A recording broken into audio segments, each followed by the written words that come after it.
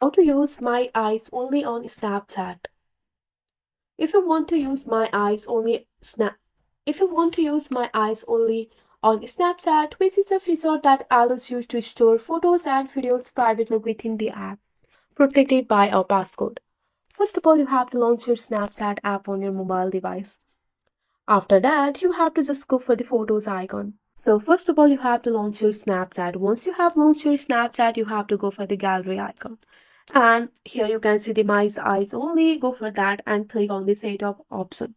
So here you have to first of all go and use the passcode and confirm your passcode. And just go for the continue option. After following the on-screen instruction here, you can easily have your mice eyes only here.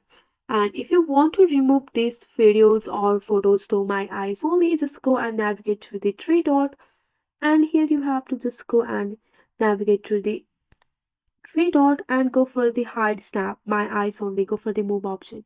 So if you want to look that snap, just go for the my eyes only and write your passcode, and you will find your my eyes only memories here.